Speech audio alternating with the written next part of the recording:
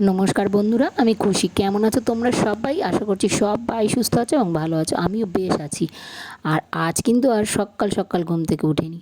আজকে একটু বেলাই হয়ে গেছে ঘুম থেকে উঠতে। আর উঠেই দেখো মানে বাইরের ঘরের সমস্ত কাজ সেরে তাড়াতাড়ি করে ঢেঁড়স সিদ্ধ দিয়ে ভাত বসিয়ে দিয়েছি। আর গ্লাসে এটা কী দিয়েছি জানো তো? গ্লাসে এটা দিয়েছি হচ্ছে একটু জল গরম। আর দেখো আর এক পাশে কিন্তু আমি মাছ ভাজা করে নিচ্ছি। এই তেলাপিয়া মাছটা না আগের দিনই এনেছিল, কিছুটা ফ্রিজে আমি রেখে দিয়েছিলাম, সেটাই আজকে সকালেই যখনই ঘুম থেকে উঠেছি তখনই বের করে রেখে দিয়েছিলাম এই বরফটা ছাড়ার জন্য আর কি। তো ঝেড়ে গেছে আর আমি মাছটা ভাজাও করে নিয়েছি। তো মাছ ভাজা তো করছি, ওইদিকে বসিয়েও দিয়েছি হলুদ লবণ মাখিয়ে। আর এই দিকে তো ভাত ফুটছিল, ভাতটাও নামিয়ে নিয়েছি। এবার আবার দুই দিকে দুটো কড়া বসিয়ে দিয়েছি।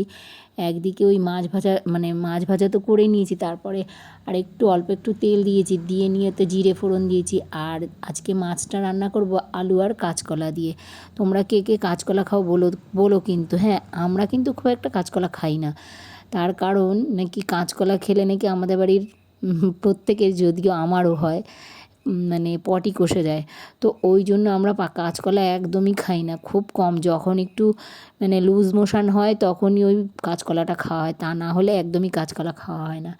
তো ওই জন্য কাঁচকলা আজকে আনা হয়েছিল বাজার থেকে। তো দুটো, বেশি না, দুটো কাঁচকলা দিয়েই আর ওই আলু দিয়েই মাছের ঝোলটা করব। কারণ আগের দিনও মাছটা এমনি খাওয়া হয়েছিল মাখা মাখা করে।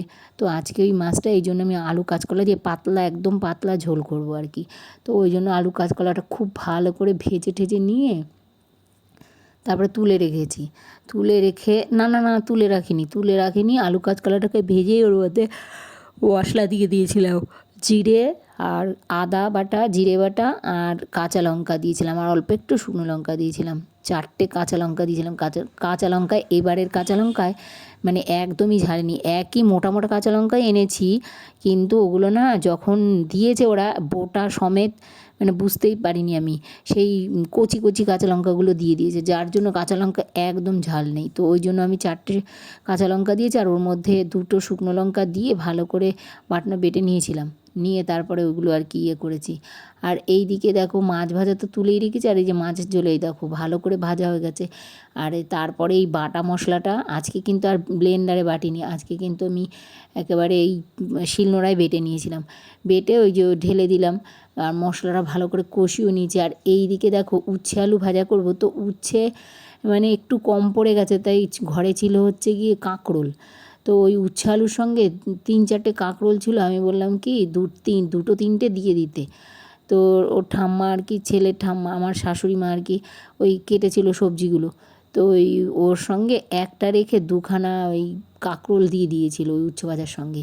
তাই যখন কাঁকরোল মানে উচ্ছে ভাজাটা খায় সবাই, মানে আমার ছেলে আর ওর ছেলের বাবা, তখন বলছে কি মিষ্টি মিষ্টি লাগছে কেন, মিষ্টি দিয়েছো? আমি বললাম না না, মিষ্টি তো দেইনি। আমি পরে আর কি বলছি এর মধ্যে কাঁকরোল আর কি চলে গিয়েছিল, কাঁকরোল দেওয়া হয়েছিল দুটো। তো ওই জন্য একটু হয়তো মিষ্টি মিষ্টি লাগতে পারে, কাঁকরোল হয়তো কচি ছিল তো ওই জন্য মিষ্টি ছিল। তো যাই হোক, দেখো এই কাঁকরোল বলো আর উচ্ছে বলো, এটা একদম কম আঁচে অল্প আস্তে আস্তে একদম অল্প আগুনে করতে হয়, তা না হলে পুড়ে যাবে, অথচ সেদ্ধ হয় না। তো ওই জন্য আমি আঁচটাকে কমিয়ে দিয়েছি একদম। আর এইদিকে আমার কাঁচকলা আলু দিয়ে মাছের ঝোলটা হয়েও গেছে, এই দেখো আমি নামিয়েও নিয়েছি।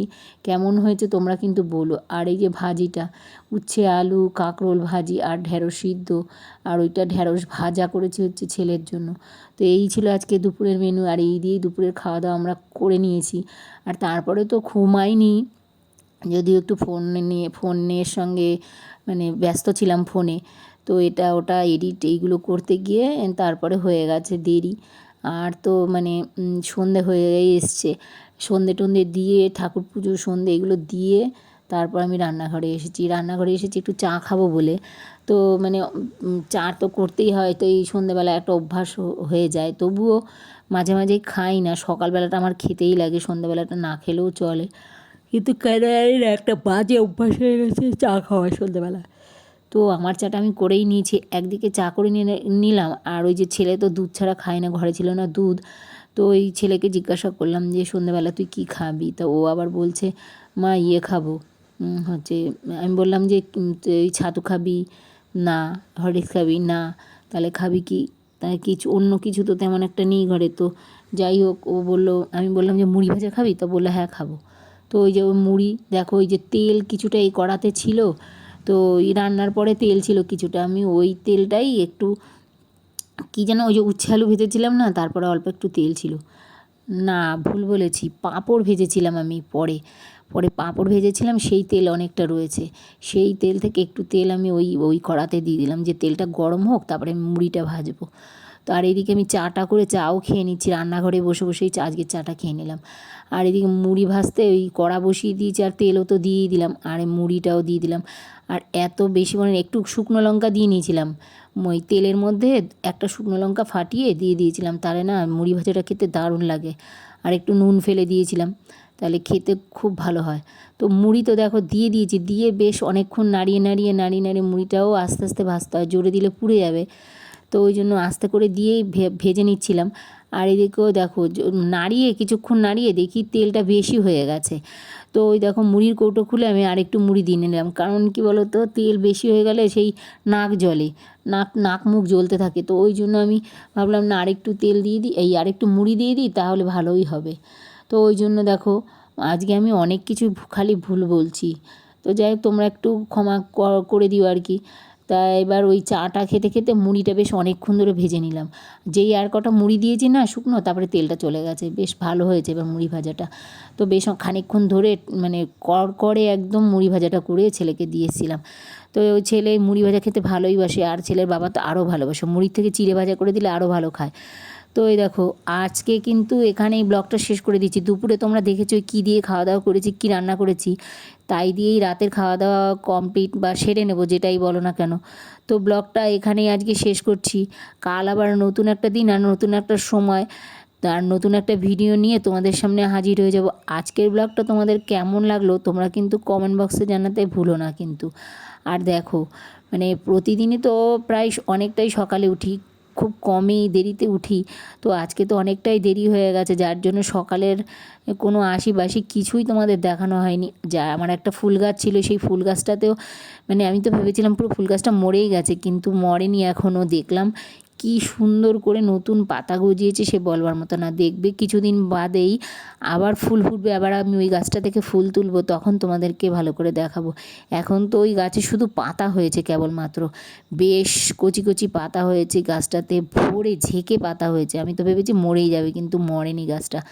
তো তোমাদেরকে একদিন আমি দেখাবো, কাল পরশু হয়তো দেখিয়ে দেবো, মানে কাল পরশুর ব্লগে, যে গাছটা এত পরিমাণে পাতা হয়েছে, কিন্তু দেখলে কেউ বলতো না, মনে হতো কি মরা গাছ একটা বাড়ির মধ্যে রয়েছে। আমি কয়দিন বলেছি গাছটাকে কেটে দেবো, তাও সবাই বাড়ি আশেপাশে সবাই বলছিল যে না গাছটা কেটো না, এই গাছে দেখবে আবার পাতা হবে। সত্যিই তাই দেখলাম, হ্যাঁ গাছটা মানে ভরে পাতা হয়েছে, এর আগে কখনো এইভাবে গাছটা মরে যায়নি। এত বর্ষা এবার হয়েছে, গাছের পাতা টাতাগুলো সব মরে ন্যাড়ামুন্ডি হয়ে গেছে আর কি, মানে দেখতে এত বিশ্রী লাগছিল, ভাবছিলাম যে কেটে দেবো, তো যাই হোক কাটিনি, ভালোই হয়েছে, ফুল তুলতে পারবো এখন, আবার নতুন করে পাতা হয়েছে। তো যাই হোক ব্লগটা এখানেই শেষ করে দিচ্ছি। সবাই সুস্থ থেকো, ভালো থেকো, অলওয়েজ হ্যাপি থেকো, গুড নাইট।